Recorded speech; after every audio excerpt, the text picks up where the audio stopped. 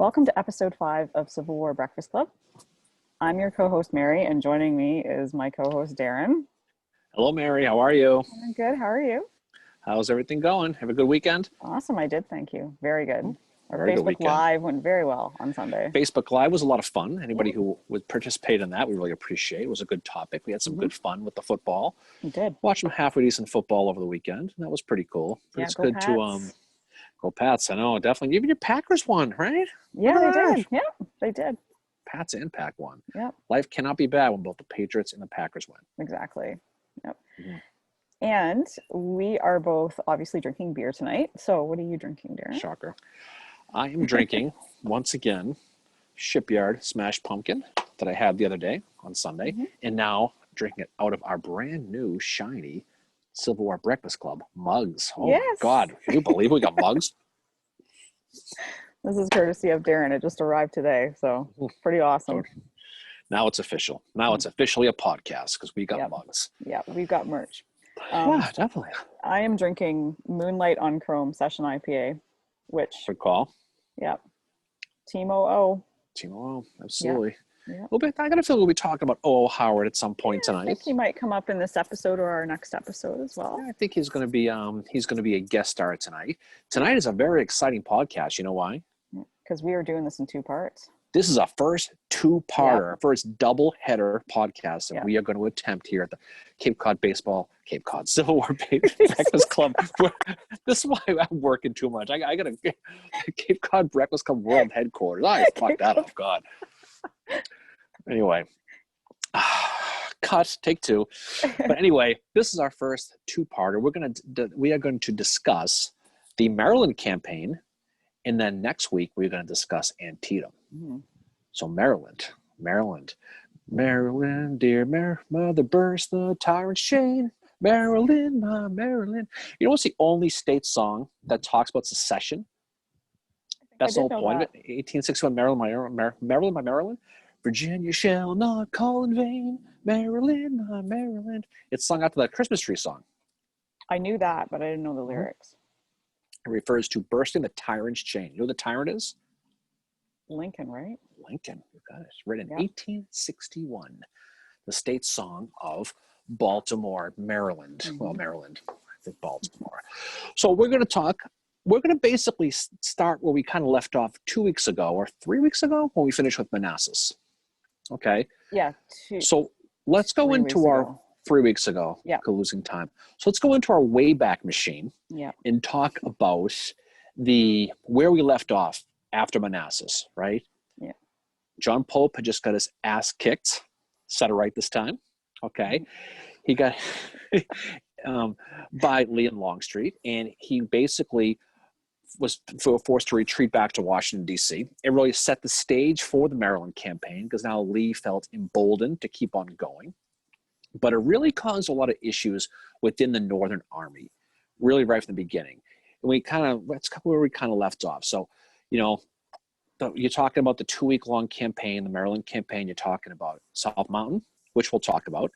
You talk about Harpers Ferry, which we'll talk about, and that leads into Antietam, which we will tease and talk about next week, right? So what do we learn about Pope, and what do we learn about the status of the Northern Army? Because it wasn't the Army of the Potomac in full yet. No. At that point. It's the Army of Virginia that Pope was fighting with at Second Manassas. Right. And it was a complete rout for the Union Army. And Lincoln is basically in a very tough spot right now because 1862 is a congressional election year. And if morale is so bad in the army, in that army, if he keeps Pope in, he's going to have like a mutiny on his hands. So he's got a very tough decision to make. So he knows he wants Pope out. He also knows he's got a cabinet that wants no part of George McClellan. None. So he's in a tough situation. So let's just look at old George, McClellan here for a second and go back to him once again, dissect and analyze George McClellan. Yeah. So basically he is put in the doghouse, okay, after they finish the peninsula in the 7 days, and he is stewing because he's sitting back in DC that he's not in charge. He writes his letter to He writes his letter to his wife, basically saying that he kind of hopes he loses. He also writes a letter after Manassas, basically like saying to Abraham Lincoln, stating, "Let Pope get out of this scrape," Yeah. which pissed Lincoln off, and that causes all kinds of problems. And so what ultimately happens is you got McClellan, who is really the only real choice at the time to take over.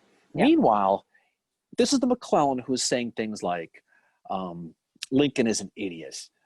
He's the original guerrilla. He's a well-meaning baboon. He's got names for all his cabinet members, like, you know, Seward's a puppy, and Wells is like a garrulous old woman. Like, he's just, I mean, he hated it all out. He hated everybody. This guy is like a golden girl. I mean, he doesn't like anybody.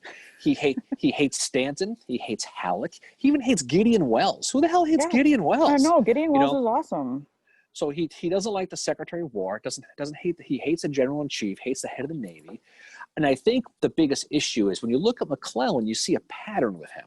He just doesn't like authority, to the point where he's going to run for president a couple of years later because that's his whole thing. He doesn't like authority. So basically, you've got an army whose morale completely sucks. You've got a cabinet that hates McClellan. You've got a president who can't trust Pope anymore, and he knows he has to make a tough decision.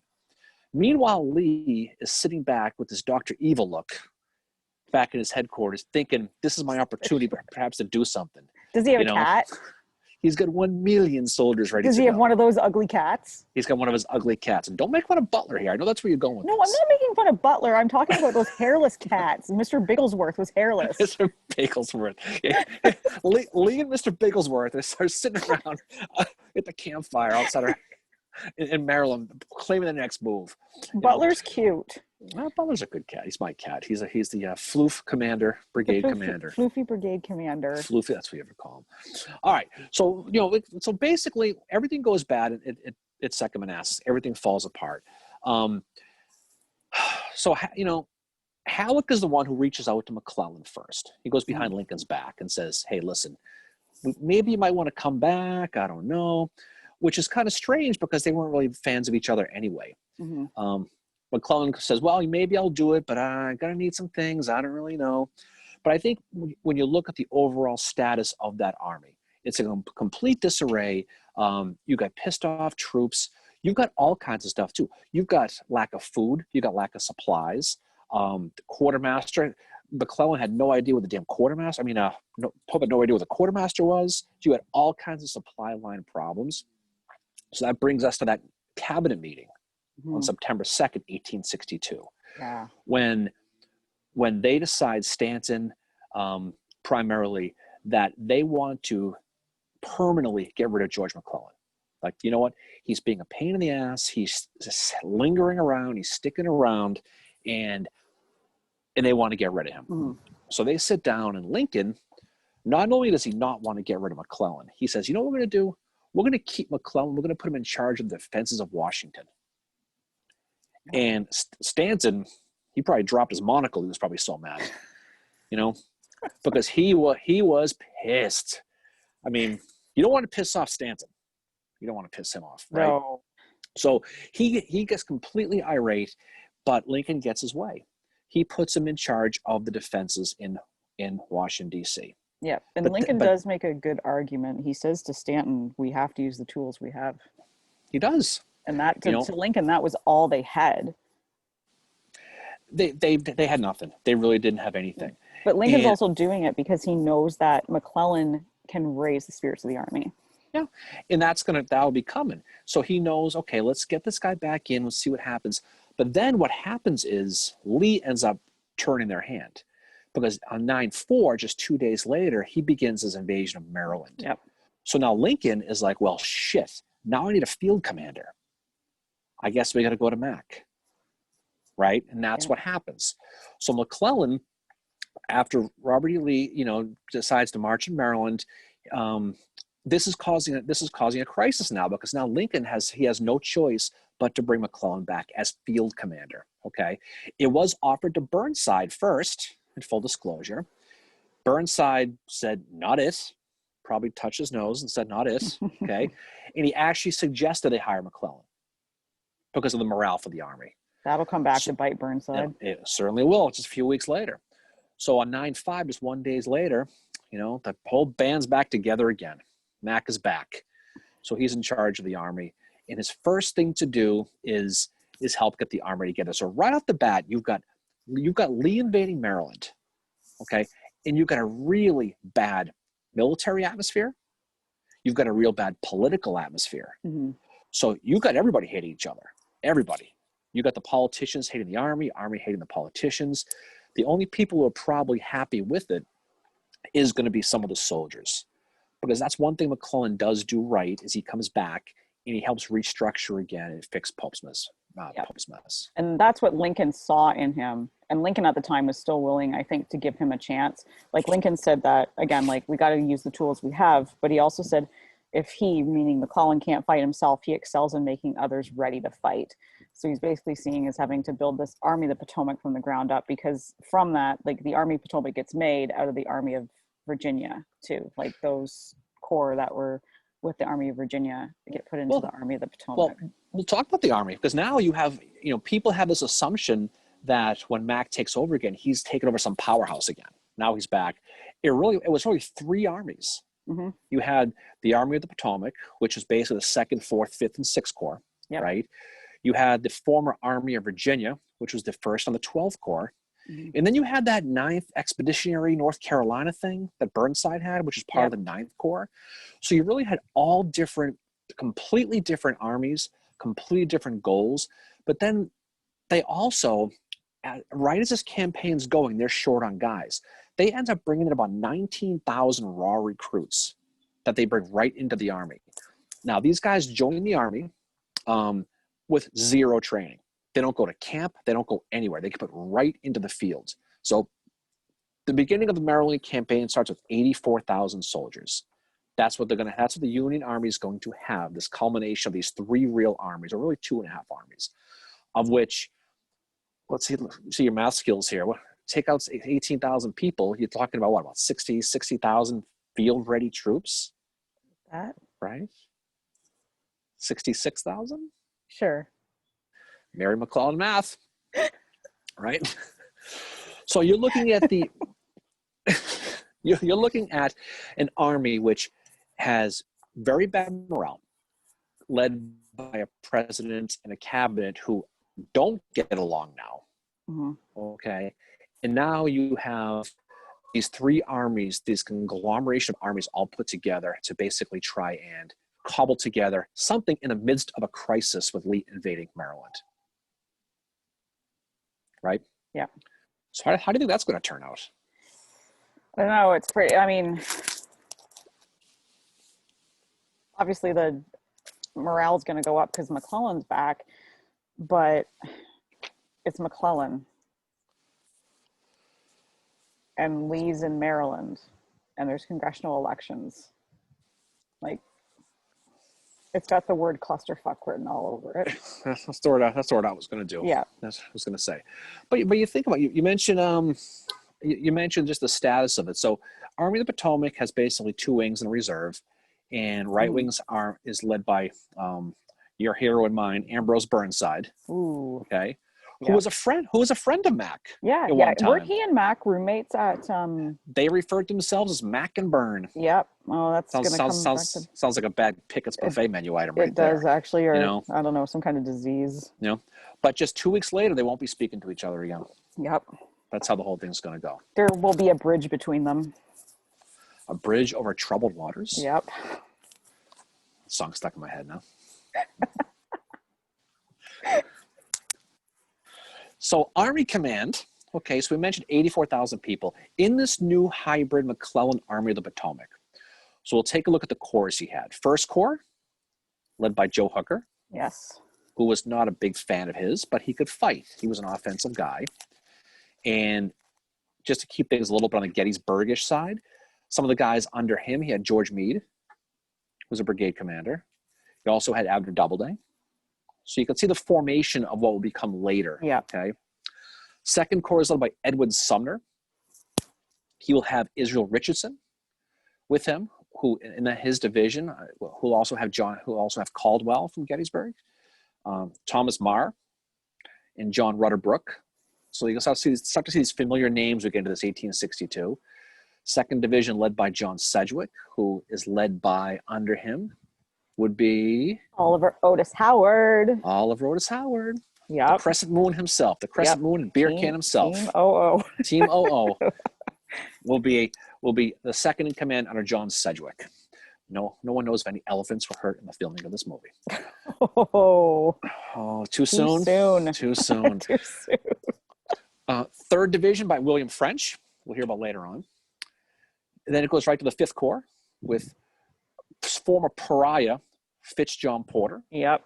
Who at the time was facing a court-martial for what he did at Second Manassas. Yep, and under him is George Sykes. And potty mouth of the Army of the Potomac, Andrew Humphrey. You know who was a brigade commander under Morrell was James Barnes. Ooh.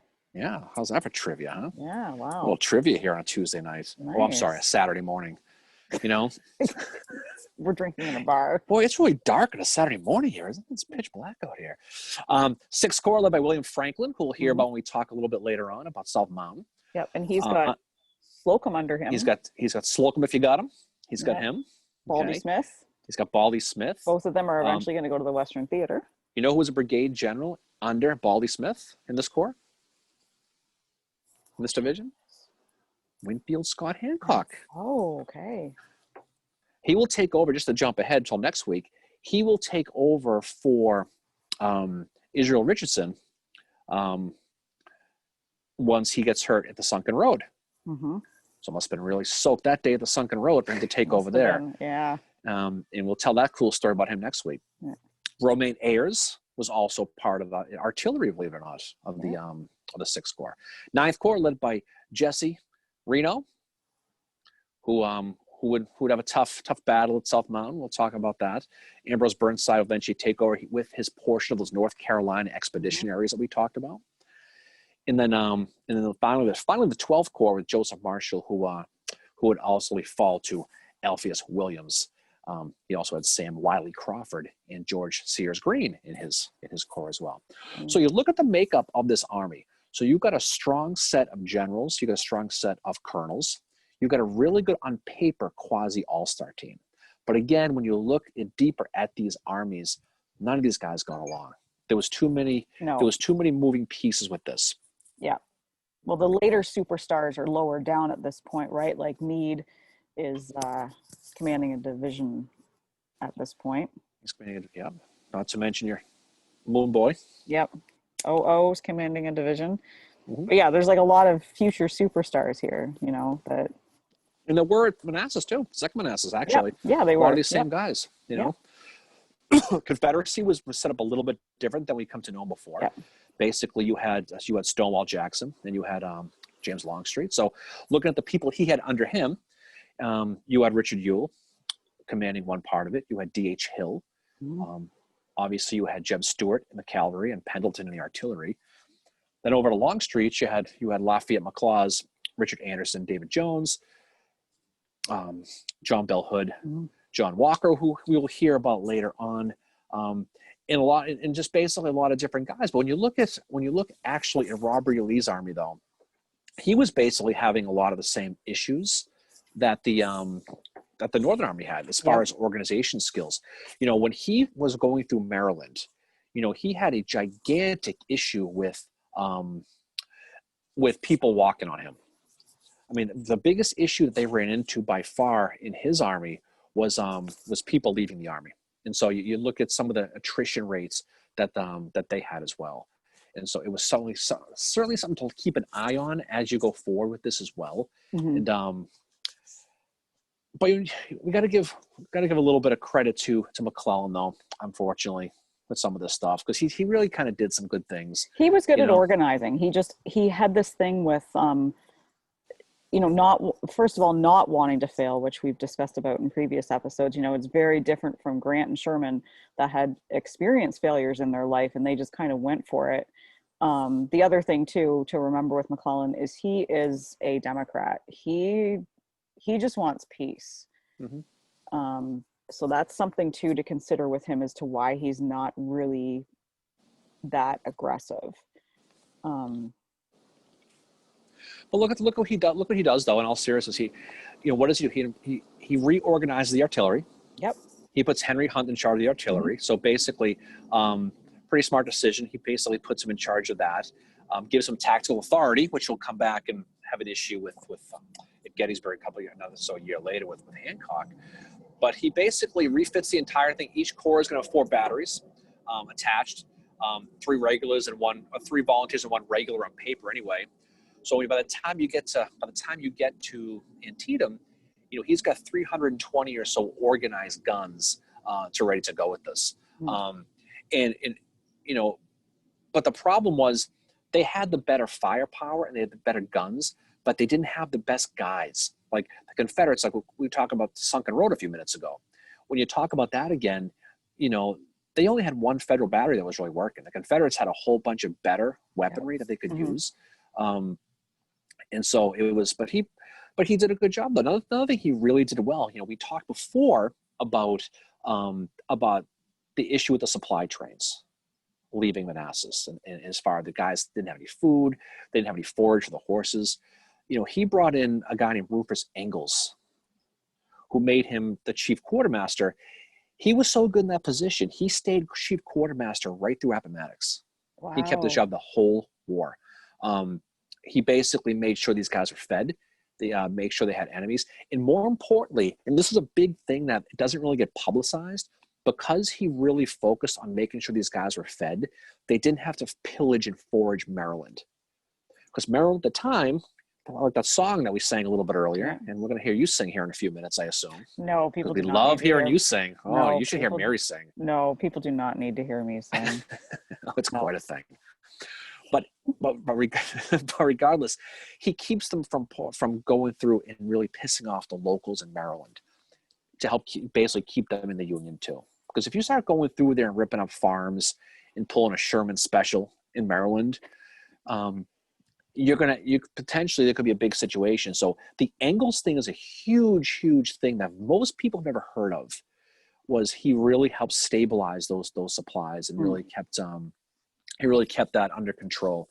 And I think I think that's something that he doesn't really get enough credit for with McClellan. Yeah, well, I think as much as we kind of shit all over McClellan because he's kind of easy to, let's face it, it's easy to do that to him. He made the Army of the Potomac. He did. He really did.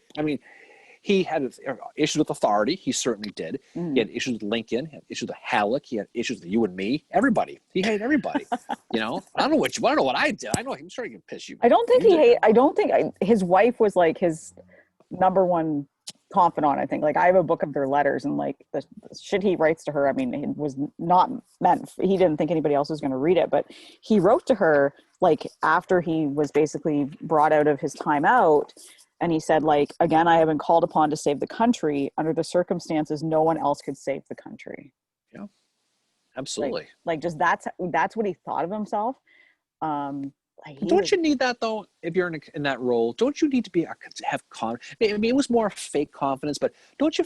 If you're a guy going into battle, okay, do you want to follow a guy who is kind of chicken shit a little bit, like a Ledley? Or do you want to follow a guy who's going to be full of himself and bravado? Because I think McClellan came across as confident to his troops, and he's coming across as arrogant in his letters to his wife. So I think there's something a bit different going on there. So I do see what you're saying. I probably would, if I was a soldier, probably be I'm following McClellan. There was digressing. There was a story about Gettysburg I read. It was one of the diaries, and we were talking about bravado and bravery and all that stuff, and a soldier writes home and he says, we were fighting in a cemetery. There was, artillery flying everywhere. And there was, and I guess the mother or the wife wrote back to him, oh, I hope you weren't hiding behind the gravestones. I hope you were being brave. And he responded back, we didn't hide behind the gravestones. That's where all the generals were hiding.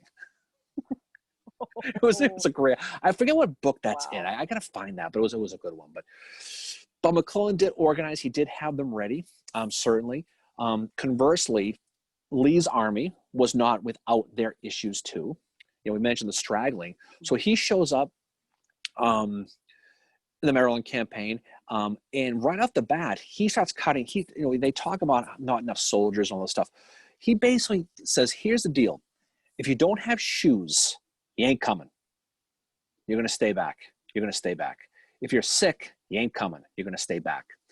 So when he left, he sent 5,000 shoeless, sick soldiers, left them in Winchester because he didn't want them coming on the campaign. So right off the bat, he's down to probably 63,000 or so. And when you look at the early part of the campaign, we'll talk about, he lost another few thousand at South Mountain and Harpers Ferry. So he's going to go into Antietam with 63,000 soldiers on paper. Now, okay, that sounds pretty good, but over 20 to 25,000 people between when they left and when they got to Antietam got sick. So he's out of 40,000 battle-ready people when they get to September 17th, starting at 70,000. I mean, how many did they lose at South Mountain Harpers Ferry? 3,000? I mean, it wasn't that many. The casualties were not that high there. So let's just give him 5,000 casualties. He leaves with 70,000 guys. He goes into Antietam with 40,000 people, with no big battles in between. You know, so right off the bat, you can see and a lot of the problem they had was stragglers. They were losing people left and right. You know, he ended up taking his army over to Hagerstown, Maryland, which has got a really good bar I went to a few months ago called Bear and Bulls. Yeah, I forget the name of it, but it's right in the main drag there. It's pretty good. But Lee and Longstreet end up going there, and the rest of the army kind of fans out a little bit. So this is a part of the show when we begin to talk about what happens in Harpers Ferry. Yes. Right? Do you want to talk a little bit about why Lee's invading Maryland, though? Go right ahead. All Be right. my guest. All right. Not to steal your thunder or anything. No, I've been talking too much. Well, okay, so Lee. I'm just waiting for you to start singing. I'm not singing on this podcast. I haven't had enough booze yet. Save that for a karaoke bar at some point in a road trip. That'll be the Breakfast Club After Dark 5.5 edition. Yeah, it's not happening. So Lee is going to invade Maryland for a few different reasons. First of all, is to feed his army, because he knows the farms in Maryland are going to be rich with crops at that time, and they've been untouched by war, unlike Virginia. So that's one reason. The other is the Northern morale. Lee knows what's going on with the AOP cluster fuck after Manassas Army of Virginia with John Pope and all that. There's another E next to our broadcast now after that swear. It's always going to be explicit. Lee felt that he could win the war, not just through battles, but just by making people of the North unwilling to fight. And he's doing this because the congressional elections are happening.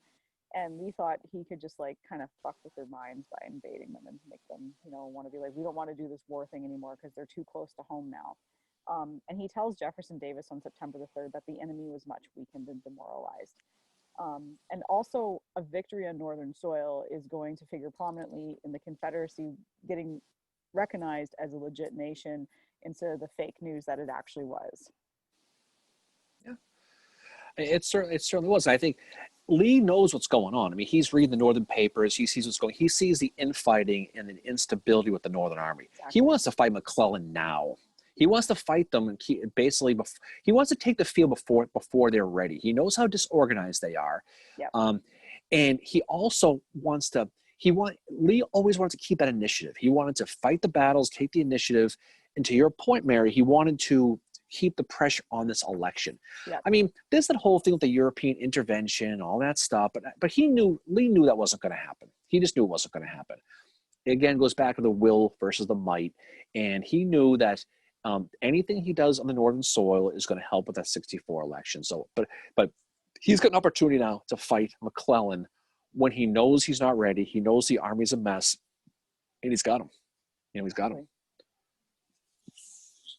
So now on to Harper's Ferry. Harper's Ferry. So, I mean, basically, the Union garrisons are Harper's Ferry and at Martinsburg. So Lee goes into Maryland completely with the assumption that the Union Army is going to vacate Harper's Ferry. He does not want Harper's Ferry in his tailwind because he doesn't want a 12,000, 15,000 man army behind him as he goes forward. So he's like, well, let's go to Harpers Ferry, and which is a very, very cool place, by the way, Harpers Ferry. Good restaurants there. You know, I've never been before. really? I knew that. Yeah. Let's get to a field trip. Planning on going as soon as the borders open. As soon as the borders open. It's hopefully it won't be too long. But he basically wants, he's amazed that they don't go. He can't believe that they're still there. Halleck wanted to keep Harpers Ferry manned.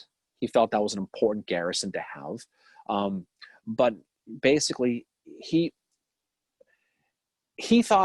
Lee thought the federal soldiers were going to leave and they were going to vacate, go to Pennsylvania to defend Pennsylvania. That's what he always did. So he was surprised that Harpers Ferry, Virginia, because it wasn't West Virginia back then, was still going to be manned. And so that's going to be a problem. So what he's going to do, he's going to send 3 columns to go and surround Harpers Ferry to get them to basically quit. Yep. And he's going to send a 4th column to Boonesboro because he's thinking, not only after I kick these guys' asses, they're going to take off, I'm going to pick them off right where they have to go out. So he basically sends a troop to intercept those guys leaving. And on paper, it looks like it's going to work as far as the whole thing goes. But as the whole thing goes on, it's hard, easier said than done, because you're talking about marching guys through those mountains, over those rivers, and it's with really no supply lines. But he has Stonewall Jackson basically be the headliner to do it. Jackson was, as soon as the South seceded, right in April of 1861, that was Jackson's first assignment, was Harpers Ferry. So he knew it. So they wanted to send Jackson into Harpers Ferry to basically be the guy. So he's one of 3 columns who goes in there to take over the heights. And so basically 3 columns, they're gonna basically try to surround the heights with Bolivar Heights, Maryland Heights, and Loudoun Heights. And it's McLaws and Walkers that are accompanying Yep. him on that. Yep. And D.H. Hill is playing the rear guard. He's going to stay back in the South Mountain range. Yep. So you're gonna have Jackson approaching from the west.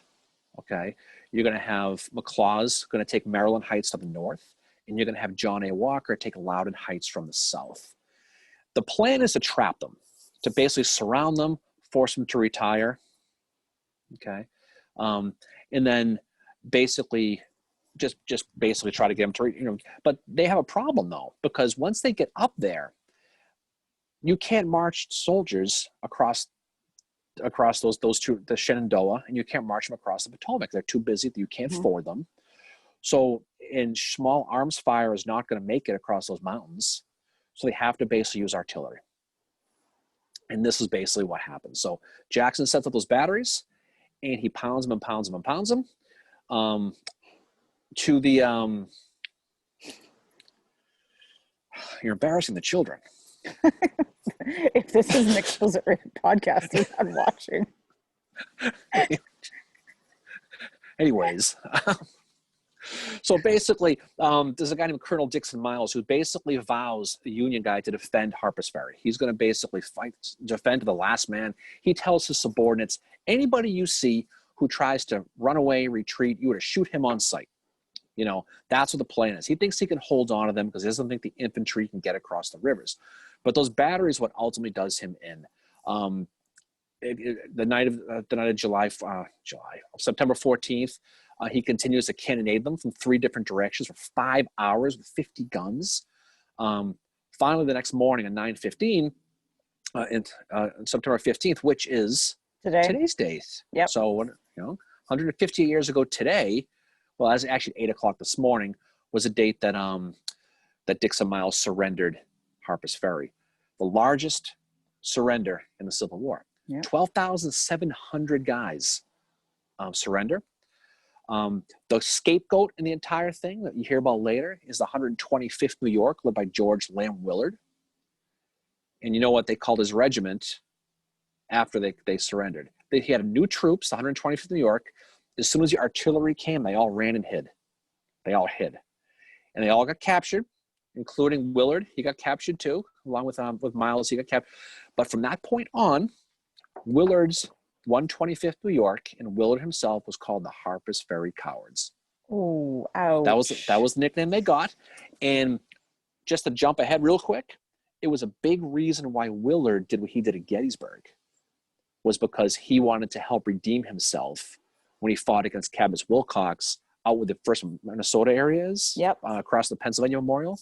He gets killed at Gettysburg, but that was the day they said that he retired the name Harpers Ferry Cowards. But that was the nickname they carried from when they got paroled after Antietam, when they got sent back. So that was a stigma that they had. So again, you see this infighting in the Union Army. Yeah.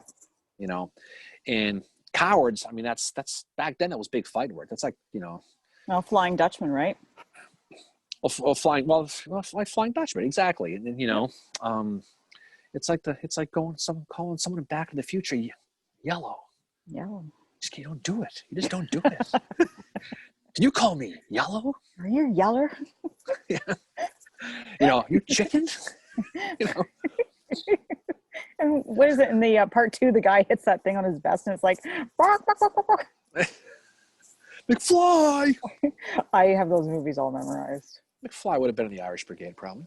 Probably, yeah. You know, so Harper's Ferry ends up being a big deal because Lee, at that point, we're going to digress a little bit and go back a little bit times. At the time, the Union Army was basically getting their shit together, because what did they find on September 13th? Order 191. Order 191, which basically explained all of this. The key point of this entire campaign was Harper's Ferry. Without Harper's Ferry, Lee was like, we got to go. We're done.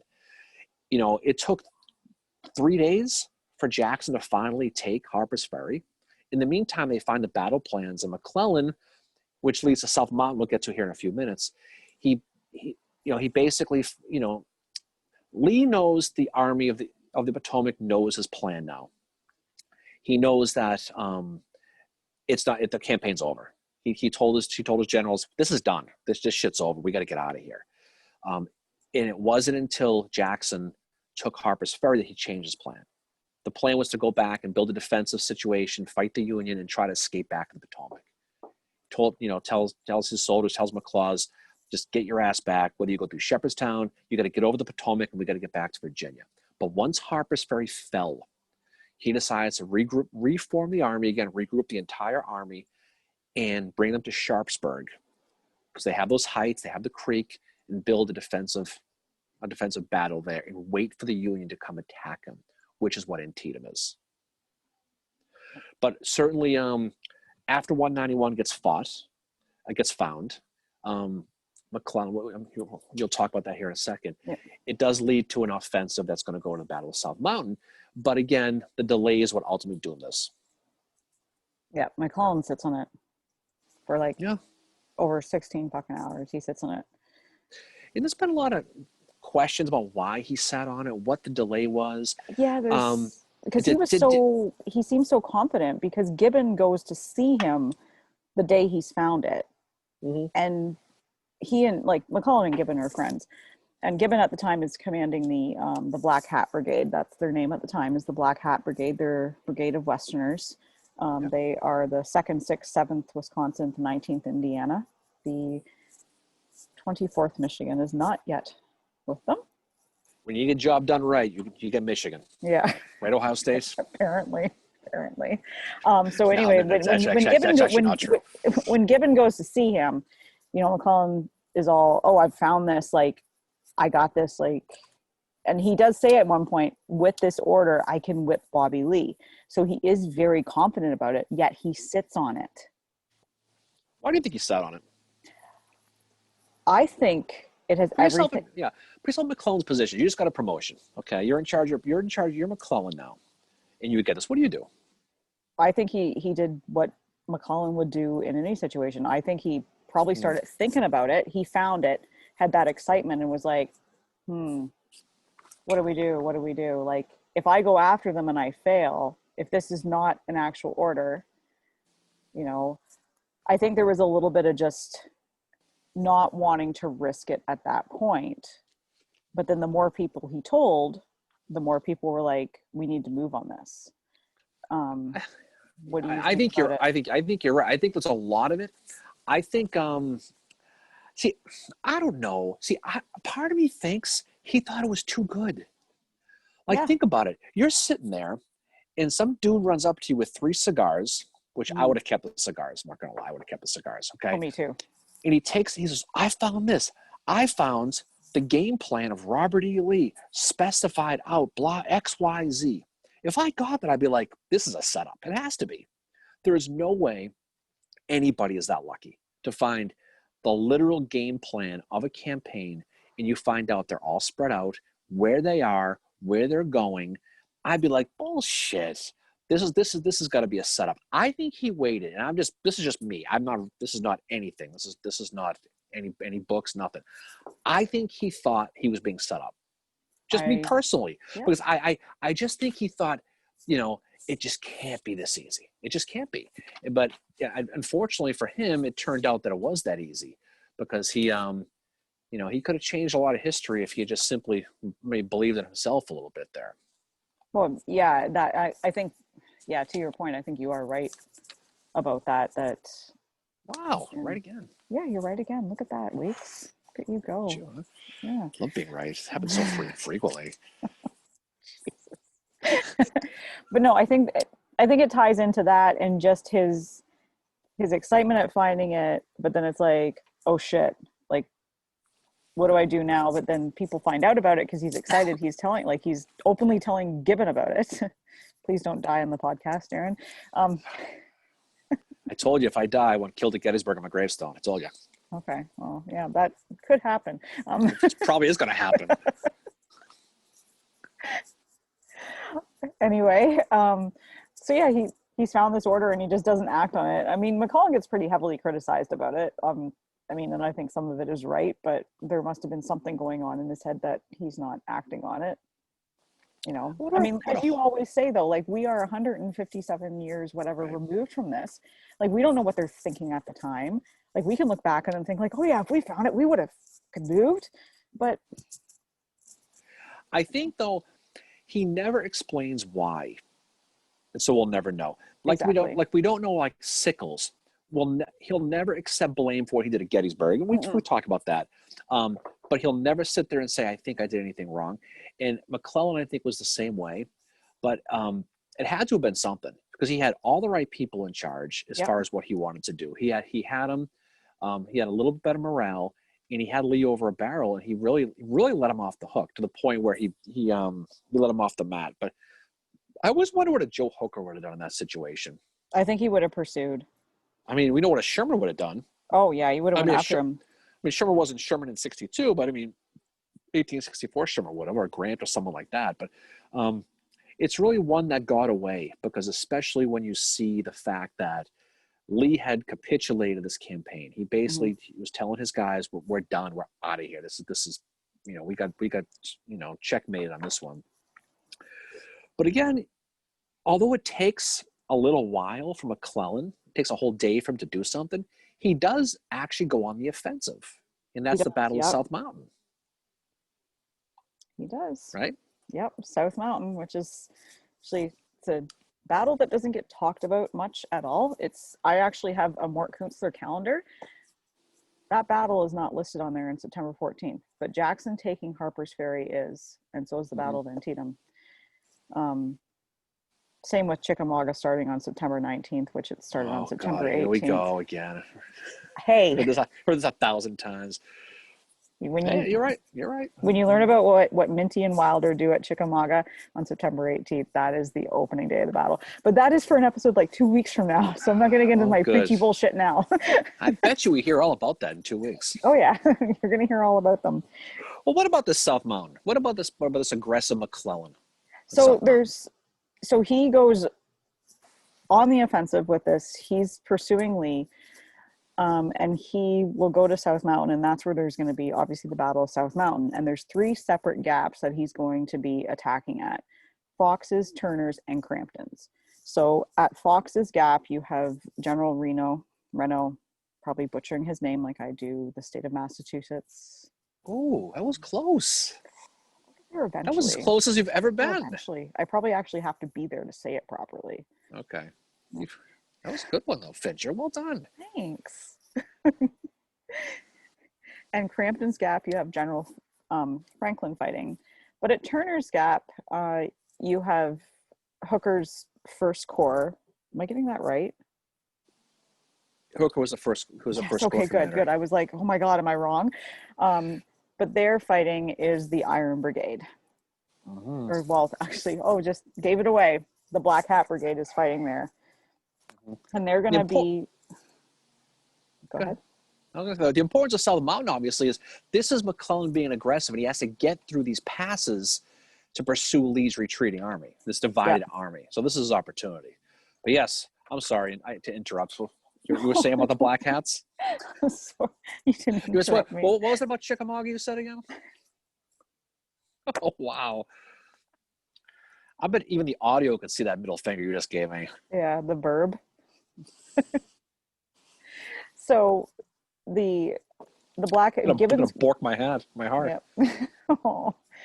Gibbon's Black Hat Brigade is going to attack at Turner's Gap, and they're going to be going against D.H. Hill. Which little piece of trivia about Gibbon and D.H. Hill?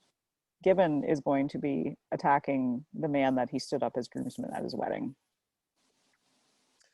A little tidbit. Yeah. You know?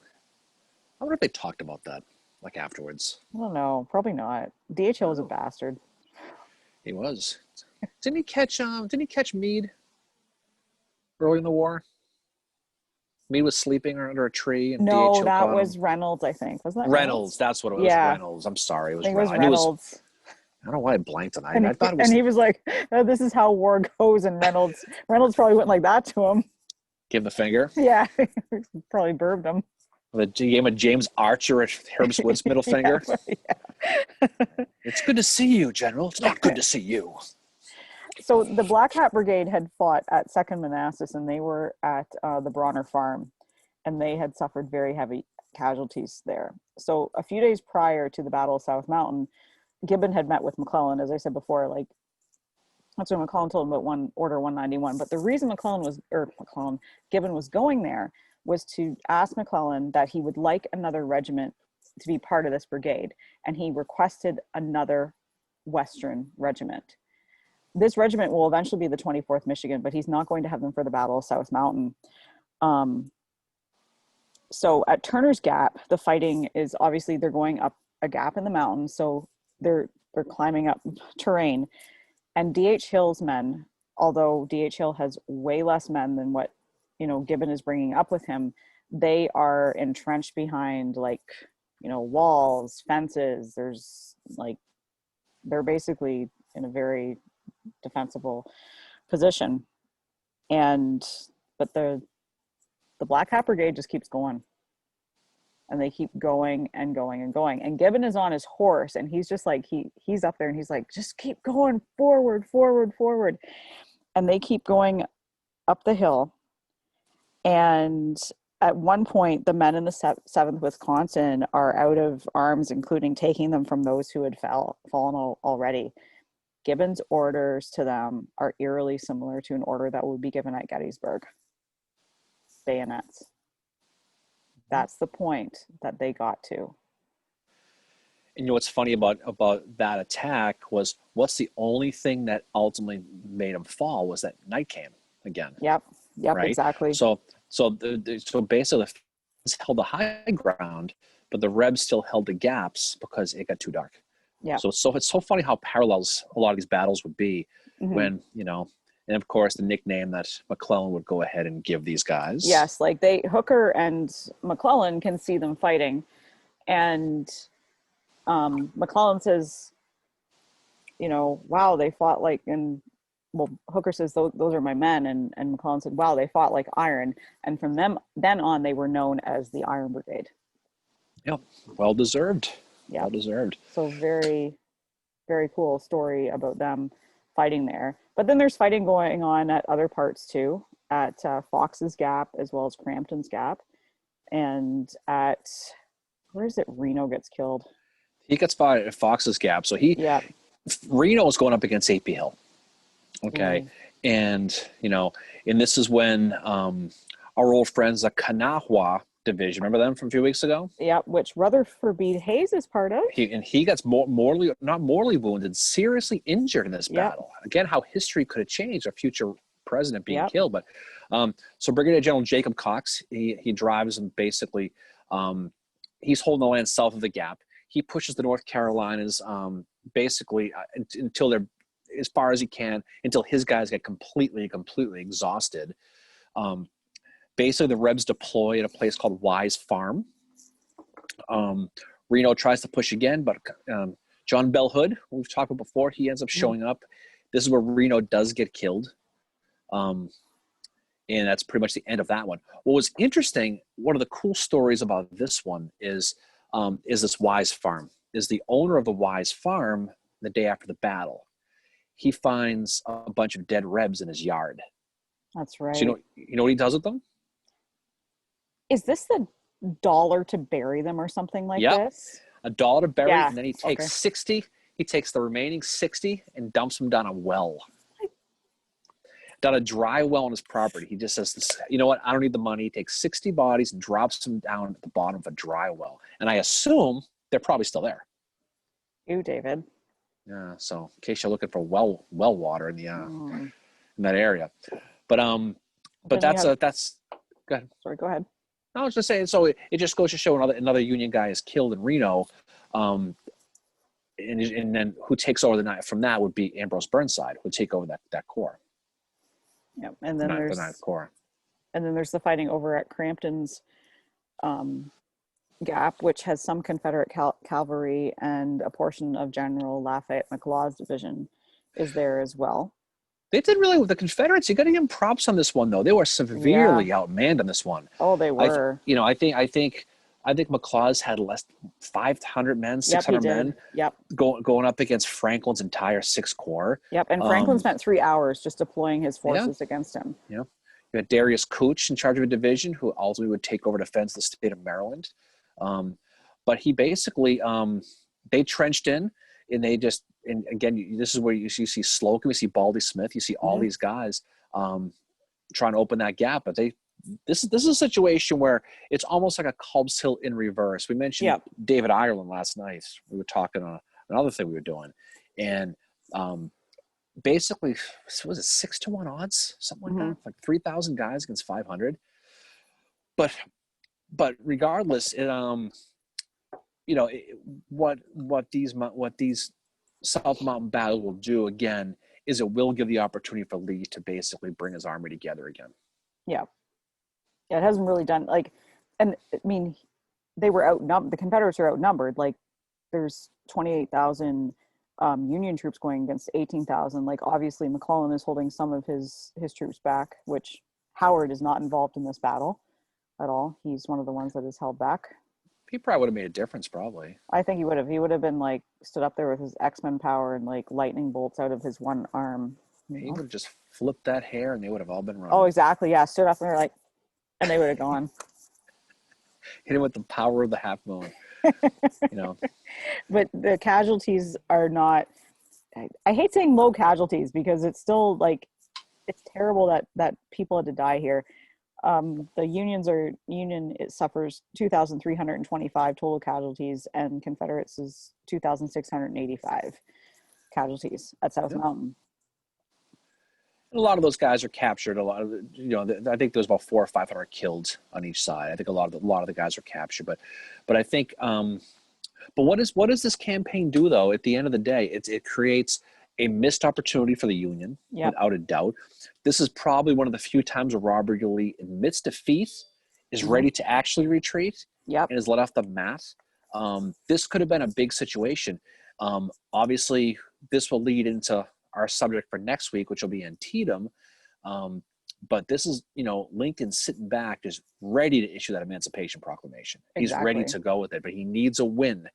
And this could have been it. This could have been it right here. And he could have forced them back over the Potomac, and this probably would have been it. It would have saved the bloodiest day in American history if McClellan had probably attacked a little quicker and pushed them back at the time. If Harper's Ferry was defended a little bit more. I think it's tough, though. I think it's tough to really blame Miles for for Harpers Ferry, because that was an if anybody who's been at Harpers Ferry knows that is an It's indefensible impossible. position. Like, how many times did And it switch hands in the Civil War? Wasn't it like 27 or something like a that? whole bunch of times. Go back to go John Brown's raid. It's got history of that.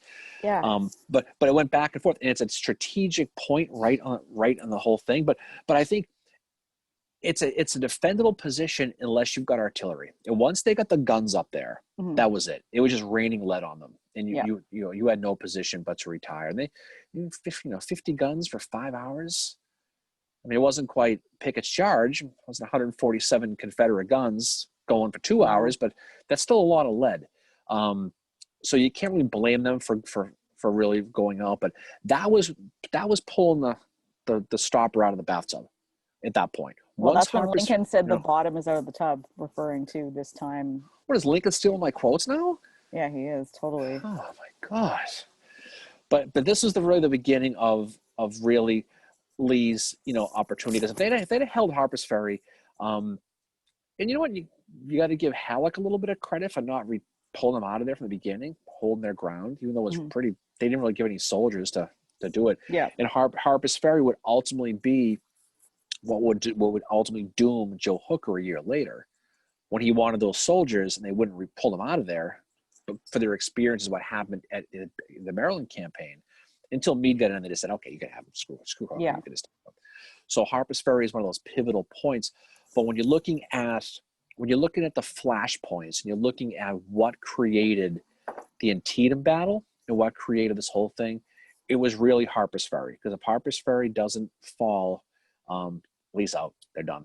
Exactly. Yeah, that's what it's all hinging on too. And for Lincoln sitting in Washington at this point, which there's a really good book, here I go enabling, called Fierce Glory. It's written by Justin Martin. It's about Antietam, but not only does it talk about Antietam, it does talk about the lead up to it. It talks about the political situation. It compares, the author does a really great job at comparing McClellan with Lee to show who's going up against who.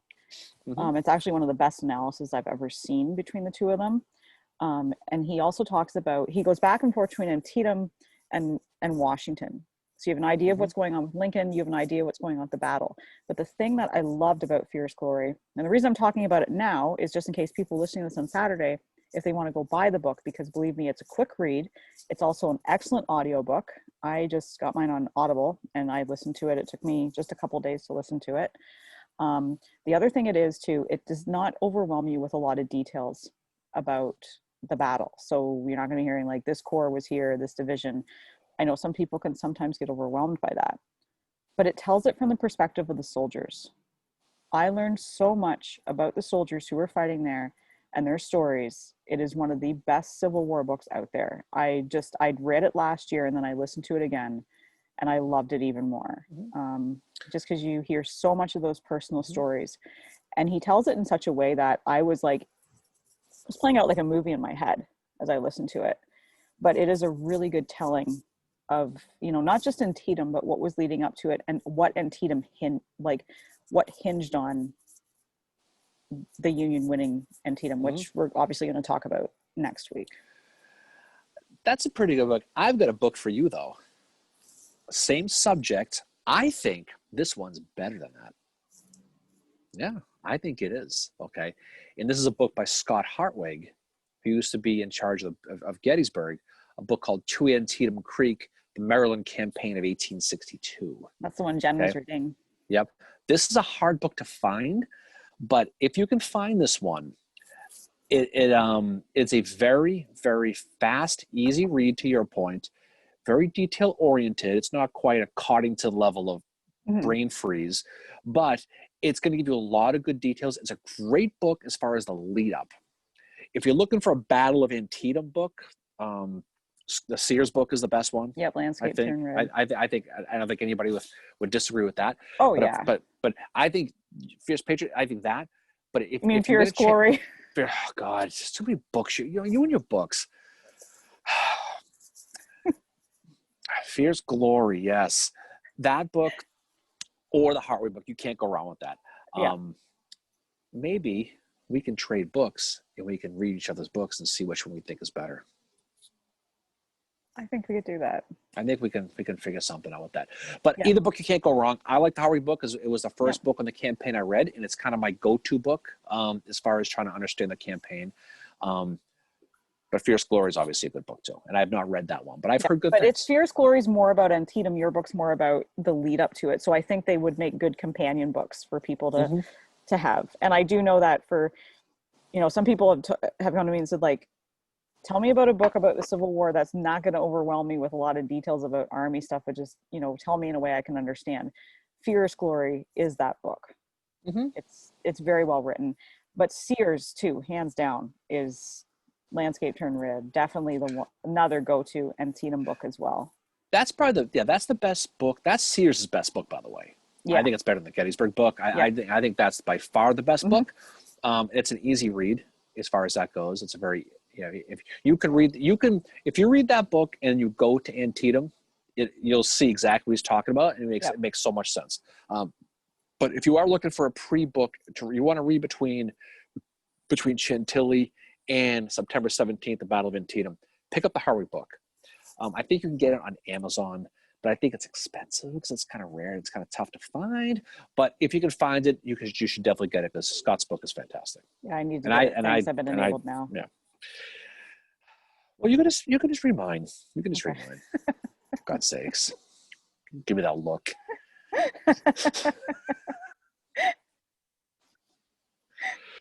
So, I think that's a good place to leave us off right there. What do you think? I think so, yeah. So I think we can tease. So next time we get together, we will talk about what happens next. So we will leave the field. We will leave Lee and his army nestled on the hills of Sharpsburg. We will leave the Army of the Potomac in McClellan, east of the city, trying to figure out through Boonesboro and trying to figure out what to do next, what the best course of action is, and then we will explain in detail the Battle of Antietam and the ramifications politically and militarily that come out of that. And you know what? We might even have some cool stories about some of the generals who fought in this battle, because this is all about humanizing and all about personifying these people. We got some cool AP Hill stories to talk about at the Battle of Antietam. Yeah, I've actually got a cool Gibbon one to talk about. Do you? Okay. I do. All right. Well, I think that's a good place to drop off. So any final thoughts from you, Fincher? Oh, I think that was an excellent episode with you, as always. I think it was. Hopefully it wasn't too detail oriented, but this is all leading up to bigger and better things. And now understanding the players and what the armies were, the status of the armies, the psyche of the armies. Because now you have what was a down army of Northern Virginia being emboldened again, because now they're going to fight again. Versus you have the Army of the Potomac, who is still kind of high though, because they had some success in South Mountain. They feel they have the upper hand. So you've got two good armies, two teams on the field ready to go. It really one of the few times in the Civil War history when both armies feel like they have the better army. Yep. And what's oh, sorry, go ahead. I was going to say, and they're going to meet in Sharpsburg, Maryland, for the right to issue the Emancipation Proclamation. That's what I was just going to say. Like, that's what is hinging with Lincoln is he's been writing this Emancipation Proclamation for a few months now, and he's waiting for his opportune moment to. Oh, he's got it in his inbox. He's ready to hit that send button. He's ready to. It's there. He just needs the opportune time. You know when you have something, you're going to send it, and you're not sure you want to, and you wait. Yeah. And finally, you say, just screw it and send it. That's what this was. Yeah, that's what Lincoln's doing. But the other thing too that we've done with discussing Second Manassas is we are showing the stepping stones that lead to Antietam. That it's not just Second Manassas and Antietam. There's all this stuff that happens in between. There's all this. It's like there's drama going on. There's armies changing, and there's different battles that are happening as well that are stepping stones to what becomes Antietam, the bloodiest day in American history. And the 17th is coming up. I believe it's Saturday? It's Thursday. Today's the 15th. That's right. It's Thursday. Yeah. And today's only Tuesday. Oh.